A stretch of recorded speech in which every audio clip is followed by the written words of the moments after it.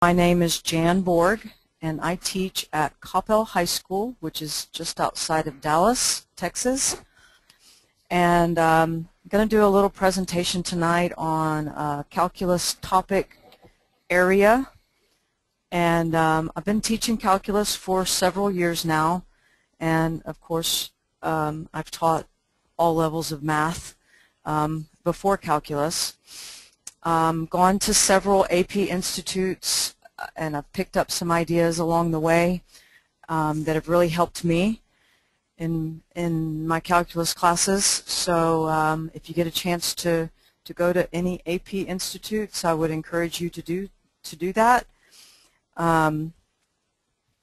Calculus is not easy to teach, but if you can talk to the veteran teachers and get some ideas, it's really helped me out, and it's amazing what I've learned, and I know that I'm a better teacher for that. So hopefully you'll get a couple ideas maybe you can use in your classroom.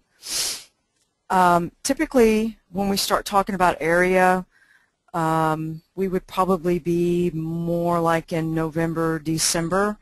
If you teach calculus, right now we've just hit derivatives pretty hard.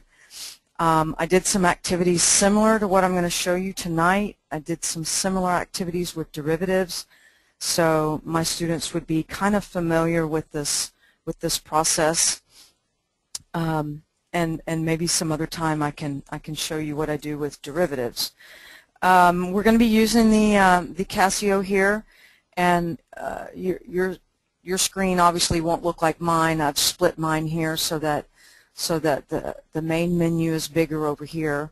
I'll still be using the keyboard over here to type in things. So first thing you want to do if your calculator's off is turn it on right here. And we have three menus that we're going to use tonight. The first one being Run Matrix, which we can either hit number 1, or I can use the arrow buttons here to scroll to where I want to be. If I want to get into Run Matrix, which is where I do most of my basic math, once this is highlighted, I would press Execute, and you would have a screen that comes up something like this. If you want to delete anything on your screen, you would hit F2, and I'm going to go ahead and delete all so I have a blank screen. And now let's go back to menu. So if you would click back to menu here. The other menu we're going to use tonight a lot is Graph.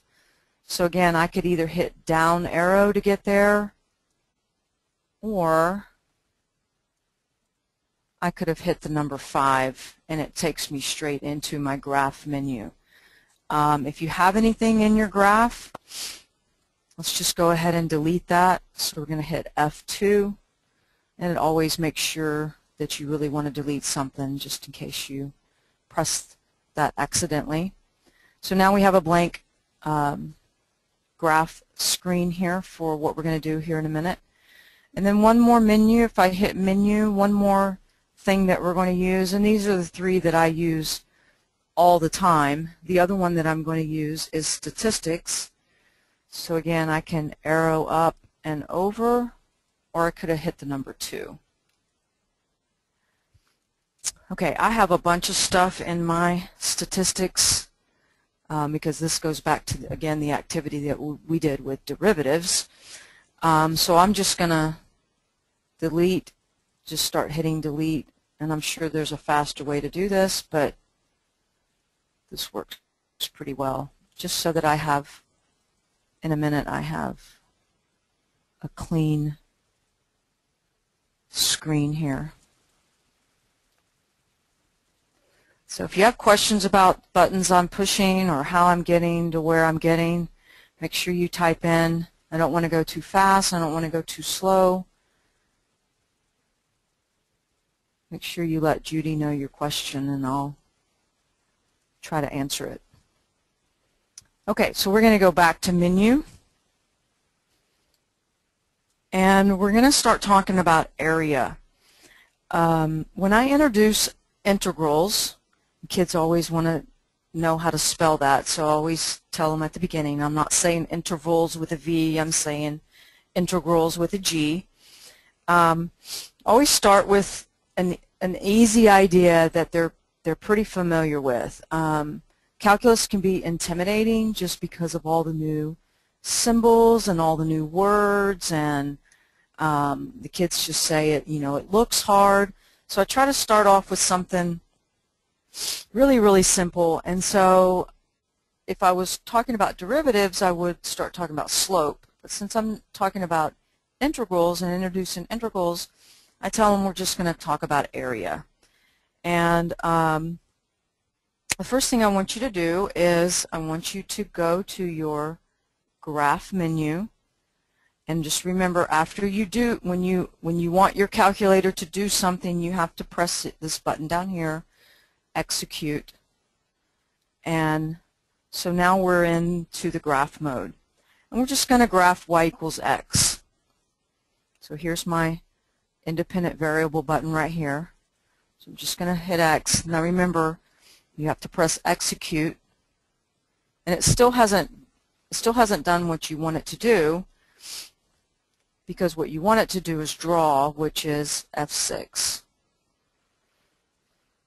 So we have a nice graph. Let's talk about if your graph doesn't look like that. Maybe you've zoomed in or out in a previous activity. You can always go to F3, which is View Window. And I like to use this initial setting, which is F1, and then execute and execute again. And you should see this nice graph that also has what looks like graph paper in the background. And you can see that it goes -6 to 6 here on the x-axis. If I want to see more, I can just arrow up to see more of my graph this way. I can arrow down if I want to see more of my graph this way, and also left or right without having to go in and change my window. So that's pretty handy a lot of times. So I'm going to put this, I'll just do it this way. I'm going to go View Window, Initial, Execute, Draw, and now it's, quote, back to normal with 0, 0 being right in the middle of your screen. Okay, so what I would do within this activity is every student in my class would have a different x value, and you could give negative numbers. You can give you know, -1.3. It doesn't have to be integers. But the reason I like everybody to have a different x value, and I picked this up at an AP institute that I went to, the reason why you want everybody to have a different x value is because no one in the room is going to have the same answer, and so they have to figure out what we're doing for their number, and they can't just look at their neighbor. They can't just, you know, get somebody else's answer. It keeps them engaged because they've got to figure it out for their number. So what I say is, okay, we're going to use 0 as our starting point, and we're going to find areas of triangles. And I might say, okay, who's got number 1? And I say, okay, your triangle is going to be this triangle from 0 to 1, formed by the function, and then from 0 to 1. And since I gave them y equals x, it's pretty easy to figure out that area. And then somebody else might have 2, so their area would be from 0 to 2 up to here. And so basically they're just doing base times height, where base and height are the same value, and then half of that to get the area. They can also visually see if their answer is correct by looking at the squares. So if my x value was 2, and I got an area of 4 because I forgot to multiply by a half, I can visually see that that's not right, that my area should just be 2. So what I'm doing here is I'm able to accumulate a lot of data because everybody in the room, and I don't know about the rest of you out there, but I have 30, 31, 32, 33, up to 34 students, so you get a lot of data pretty quick. And what I want to do is I want to I'm going to graph that data. I'm going to graph in the list 1. I'm going to graph. We're going to put in their X number, because remember I was always starting at 0, so I don't need to put that anywhere in my graph. So I'm going to take their X number in my list 1, and then in my list 2 I'm going to graph the area that they calculated. So and again, I would give them negative numbers and say, okay, your triangle looks exactly the same except it's below the x-axis.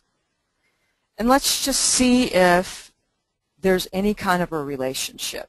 And again, this is the same way I would have started derivatives, except I would have done this with slope. So now, after we've everybody in the room has calculated their area, now I'm going to go back to menu. I'm going to go over to statistics, and I cleaned out my lists, so I have a few values here. Just for time's sake, we won't do 34 of them, but in my list 1, remember I'm putting in my x values, so I just did 1, execute, 2, execute, and I would even have the kids come up and enter their own values in, so I wouldn't have to do all of these.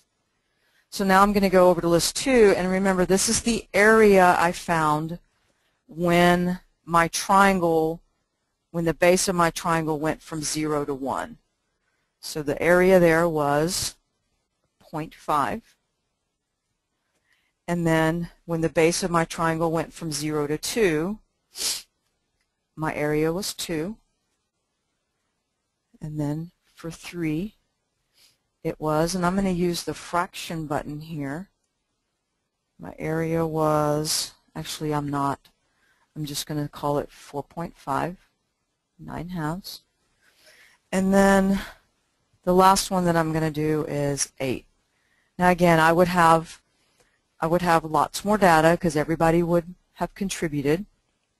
I need to execute that. And also, the thing that's nice about this activity is we're going to look at the graph, and it's going to be very obvious. And my point is not to point out the people that are wrong, but it's going to be obvious the people that didn't do this right. And they can, you know, either get some help fixing it or ask me, or usually they can figure it out.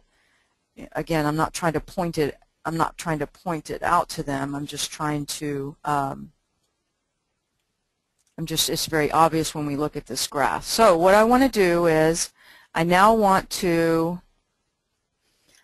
see if there's any kind of a relationship. So let's just look numerically for just a minute. So at 1 it was 1/2, at 2 it was 2, at 3 it was 4.5, at 4 it was 8. So the first thing I might want to point out to them is, okay, this is definitely not linear. There's no kind of linear relationship. So, okay, Nathan, what am I doing wrong that it's not graphing my data? You there, Nathan? I'm sorry, yeah. What did you set the graph one? When I hit graph. What's it set for? F6?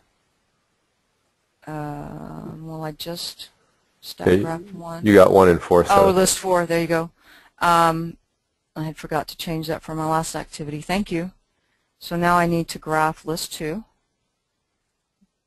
And you guys probably don't have to worry about that. So now, there we go. So now, just the 4 points that I did, again, as we're putting these up on the board, they can start to see that there's some sort of maybe quadratic relationship going on here. And then I can do one more thing. And when I want to get back to a previous screen, I can just use this exit button, and that takes me back to the previous screen. We can also do a regression and only have 4 sets of data points, but let's just see what happens. After they look at the graph, they can say, well, I think that might be quadratic. So So it gives me my quadratic regression, and it looks like my R-squared value is very, very good. So what I'm going to do here is I'm kind of just following along what it tells me at the bottom of the screen. It says to copy, so I'm going to hit F6, and then I'm going to execute. And so when I go look at my graph screen, it has copied that quadratic function into my graph screen. But remember, I'm still in statistics mode, so I don't have that option right now of drawing. But I can get there real quick by going to Menu, Graph, which was 5, and there I have my regression function there in my Y1. So then when I hit Draw here, and I need to select it. If I want a better window, I can definitely see my quadratic relationship here. But if I want a better window, again, I can go back to that. So just for time's sake, we didn't do lots of data points. But what I'm trying to get kids to understand without throwing a bunch of new symbols, without throwing a bunch of new vocabulary, is that if I just, like we started out, if I just look at y equals x and start looking if there's a relationship between the here's where I might use this word, accumulated area. So as I move from 0 to 1, I have this area here. But as I move 0 to 2, I've accumulated more area. So I start using that word accumulated.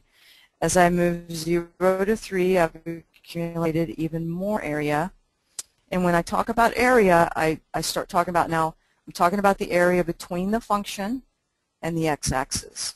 So if I'm over here on the negative side, it's going to be, actually the areas are going to be below the x-axis. But area is positive, so when you find the area, it doesn't matter whether you're above or below, you're still going to get a positive answer, just if we're just talking about area. So that would be maybe some things I would do to start integration, and I wouldn't stop with just linear. I might do, well, I might keep it with linear, but maybe I change my function to, instead of y equals x, maybe I change it to y equals x plus 2. And so we're still talking about, and remember I can use this little wheel here to just scroll up and see more. So if I wanted to talk about the area now from 0 to 1, well, it's not a triangle anymore, but it's more of a trapezoid. And so we could review, it's a good time to review the trapezoid formula because you're going to need it anyway when you start using trapezoids to estimate the area. And so I might do a regression of those and see what the relationship is there until they start to see that there is a relationship between x values and the accumulated area. From there, the next thing that I might want to do is, when you're in graph mode, which I'm in right now, graph menu, the yellow highlighted, the yellow words up here are active. And so this button right here, F5, that's GSolve, is a very interesting and a very useful tool when you're in the graph menu. So you can see that if I just pressed F5, I can find roots, I can find maxes, I can find mins, y-intercept. Intersect, that would be the intersection points. This arrow means there's even more options on the next page. And I'm interested in this right here. So I might tell them something like, and they've seen dx because we've done derivatives, so they may say something like, oh, that looks like it has something to do with derivatives. And you can, you can open that conversation up. You can say, well, what do you think this is right here? So I always tell them, well, it kind of looks like an S to me. And S in this case kind of means sum. So let's just see what happens when I press F3. What brings this up again, so I'm going to press F1 again. And so then what happens is it brings up this little green vertical line. So what the calculator is wanting me to do is wanting me to set my lower bound. And there's a couple of ways I can do it. I can either move this green by just using my arrow keys, or I can say, okay, I want to start at 0. So I can just hit the 0 button and it automatically brings up this little text box here. So this is saying that I want my lower bound or my starting point to be 0, execute, and then let's say I wanted to go just to 1. So if I type 1, execute, and so then the kids can see, well, oh, it just found that area for me, and it displays it down here. It says I started at 0 and I went to 1, and it shaded the area between the curve and the x-axis, and it told me that area was 2.5, or it told me that sum or whatever this symbol means at this point. And so you can clearly see, yeah, that is 2.5. It's 2 full squares and it's half of another one. So I would use this as an investigative tool right now and let the kids kind of explore. So I just hit exit right there. Let the kids kind of explore, well, what happens when I change some things up. So what I meant to do was hit F5, which gets me back to GSolve. And remember, the integral is on the next page. So I'm going to hit F3 and hit integral again. So have your kids explore. What happens when you change your lower and your upper bound? What happens when you start at -2? And remember, you can either move this by using your arrow, and once you get to where you want it to be, you can hit execute. Or, and I'm going to do it this way this time, so let's say I go all the way to 2.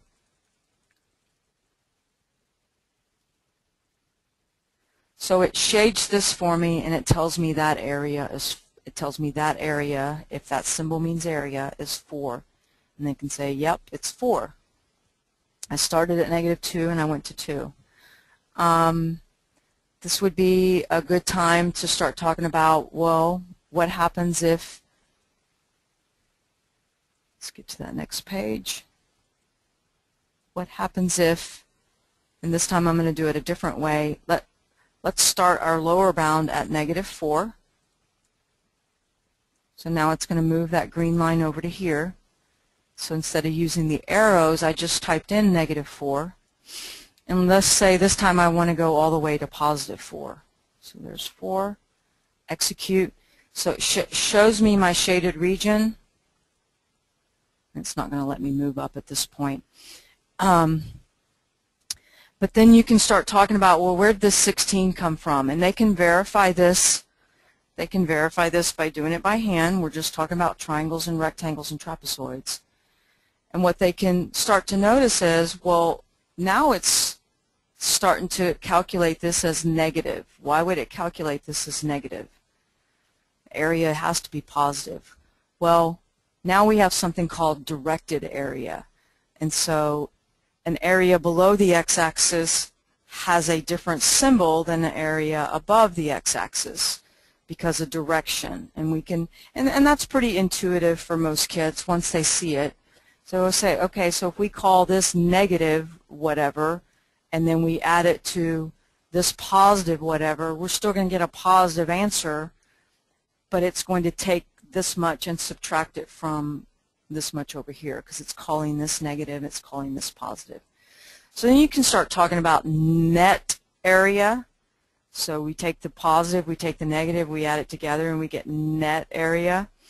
And you can see that this leads into lots of good questions about area under the curve, how it's positive, how it's negative. You could even do something like, let's go back to our GSolve, and let's say I wanted to calculate from 1 to 1. And it has a hard time doing that. But we can talk, they can visually see if I started at 1 and went to 1, I've accumulated no area. And so that's why the integration from A to A or B to B or whatever you want to call it is 0, because you've accumulated nothing. You haven't moved off of here. At this point, you might want to say, okay, well let's talk about something that isn't linear. So let's go up in here, and again, I just press exit to get back to this screen. Let's go up and let's take out our linear function, and let's put in, and I'm going to hit delete, which is right here. So I'm going to hit delete. It's always going to ask me, are you sure? And let's put in a quadratic, and let's look at it. And let's play around with that same symbol. So remember, we were in GSolve, which is F5. We were on the next page. We were here, and we were here. And this time, since I don't have a linear function, let's think about what the calculator is doing to find that area under the curve. So let's choose our lower bound to be 0. And let's choose our upper bound, let's go to 2. And you can see that it's still shading, but it gives us this exact answer of 2.6 repeating. So at this point, you might want to have the conversation, well, what is that 2.6 repeating as a fraction? And then just go in here and have the kids look at the squares and see if they think that those squares are the same as this number. And then you can start talking about, well, what's going on these curved edges? How's the calculator calculating that exact area? Which leads into some great discussions about estimating the area using rectangles, using trapezoids, using midpoint rectangles, using left rectangles, using right, and then eventually, obviously, getting to the exact area where you have infinite number of rectangles. So that is one other function that I might look at is, let's delete that, delete, is I might look at a semicircle. Since they know how to find the area of a circle, they could compare their algebra or geometry skills with what the calculator's doing. So I'm going to shift x squared, which gets me my square root sign, and I'm going to type in 4 minus x squared.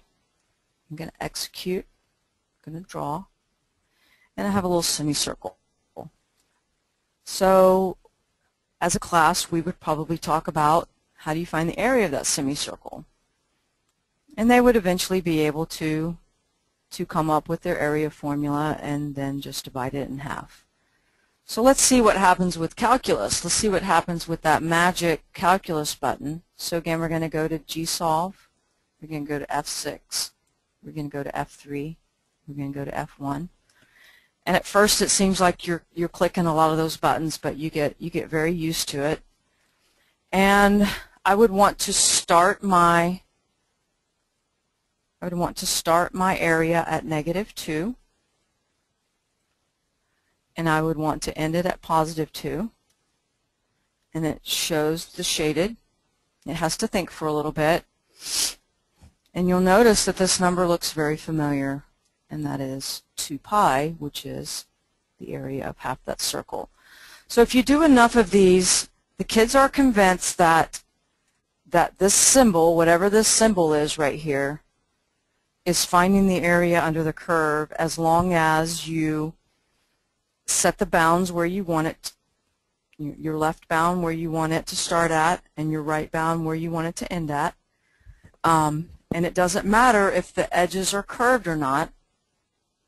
They don't have to be straight, because we just proved that even with a circle, this button gives me the area, because we would have done it geometrically or algebraically.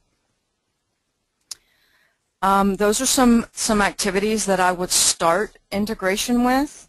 I would do I would do a lot of question asking, a lot of discovery, a lot of what happens if you do this, what happens if you do that, just to get so the kids get a feel for the concept before you throw a lot of symbols at them. One thing I've learned is us mathematicians or math teachers, whatever you want to call yourself, symbols are just second nature to us, but sometimes when you throw a lot of things at kids at one time, and in calculus there are several new symbols, is that it's overwhelming, and we forget that they need time to process all the new symbols that they're seeing. Just think of how long it took them to understand what addition sign meant, or multiplication, or how many years have they been using those symbols, and here we give them 1 week to learn